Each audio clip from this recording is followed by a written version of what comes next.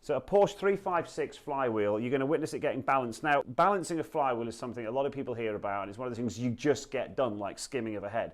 But why do you balance a flywheel? What does that mean? Just helps with running the engine, making it smooth. Obviously, it's a big weight on the end of the crank. When that's spinning, you might have your heavy spots and like a vibration. We're looking at you here now, rotating. What is that you're using? You're using this. It's a DTI. This is used for clocking the flywheel central to the machine. Okay. So you're going to have a heavy spot if it's off centre. Right. If it's square, you know, it's going to be accurate. And as you can see there, as you rotate it, you can see that you have got it. That little needle there is barely moving. Yeah, that's into the fouls. That is. So right. Foul. Okay. So this wheel is now centralised here on this particular platen. How do you balance it then? Let's see this happen. So go on, do your thing. So now we're going to start the machine up and it'll spin. Right, so the flywheel is spinning up, as you can see there. Okay, so now that we've got that rotating at that speed, what's the next step? So obviously now we can see is your amount. Well, this is your amount that's got to come off, and these are your degrees. 360 degree of the table. Yep. This one's just about 215, which is your degree on the centrepiece here. Right. So it's marked to suit. And that's your weight. Obviously, we always try and get this to a 0, and you can see that isn't on 0. So if you come in here and have a close look at that, you can see it's on 1, isn't it?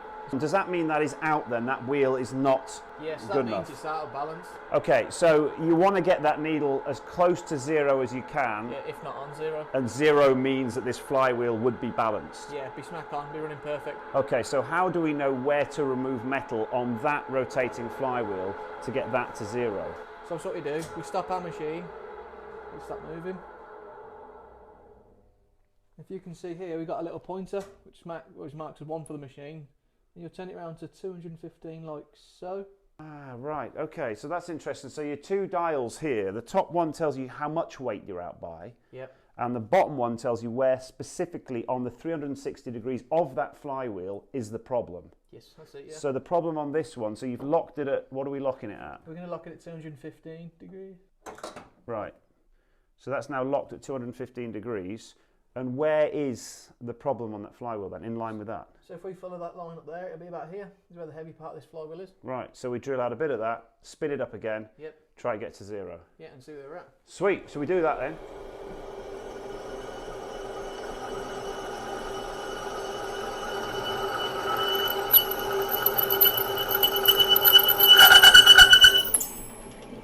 How do you know? So what I want to know, how much do you know how to take off? Obviously, you just experience. You've got your gauge and you just rough it out and see how it right, goes. so spin it up and then that's it. Is it? It's going to give us an indication of whether it's... we lost some metal. Right. So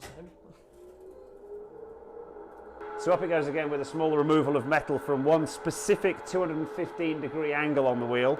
And that you can see now is bang on 0, which means this flywheel is now balanced, right? Yeah, it's now perfect. And that is how you balance a flywheel with MJ Automotive Services here in Bromsgrove.